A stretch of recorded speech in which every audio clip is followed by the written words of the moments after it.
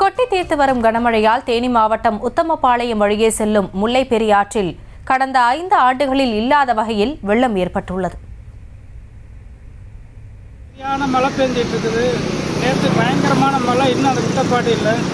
மழை எப்பவும் இல்லாத அளவுக்கு இப்போ ரொம்ப அதிகமாக பெஞ்சிட்டு இருக்குது. இன்னும் மழை இருக்குன்னு சொல்லியிருக்காங்க, தெரியல. வெள்ளம் எப்பவும் இல்லாத அளவுக்கு சரியான வெள்ளம் ஓடிட்டு இருக்கு. நீங்கள் பார்த்துட்டு இருக்கீங்க. எப்போ இந்த அளவுக்கு எப்பவும் போல இப்போ ரொம்ப அதிகமாக போயிட்டு இருக்கு. இது குறித்த கூடுதல் விவரங்களோடு இணைகிறார் எமது செய்தியாளர் சத்யராஜ். முழு விவரங்களை வழங்கலாம்.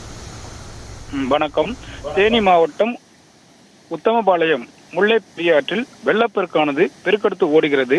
குறிப்பாக தேனி மாவட்டத்தில் கடந்த 2 நாட்களாக தொடர்ந்து கனமழை பெய்து வருகிறது. இதன் காரணமாக லோயர் கேம்பிலிருந்து உத்தமபாளையம் வழியாக வைகை அணை செல்லக்கூடிய முல்லை பெரியாற்றில் வெள்ளப்பெருக்கு ஏற்பட்டுள்ளது. கடந்த 5 ஆண்டுகளை காட்டிலும் இன்று வெள்ளப்பெருக்கானது ஆக்ரோஷமாக அதிகரித்து செல்கிறது. குறிப்பாக கரையோரத்தில் இருக்கக்கூடிய பொதுமக்களுக்கு மாவட்ட நிர்வாகத்தின் சார்பாக வெள்ள அபாய எச்சரிக்கையும் விடுக்கப்பட்டு உள்ளது. பள்ளி குழந்தைகள், கல்லூரி மாணவர்கள், விவசாயிகள், பொதுமக்கள் ஆற்றின் கரையோர பகுதிகளுக்கு செல்ல வேண்டாம் எனவும், மீன் பிடிக்கவோ, துணி துவைக்கவோ, புகைப்படங்கள் எடுக்கவோ கூடாது எனவும் கடுமையாக மாவட்ட நிர்வாகத்தின் சார்பாக எச்சரிக்கை விடுக்கப்பட்டு உள்ளது.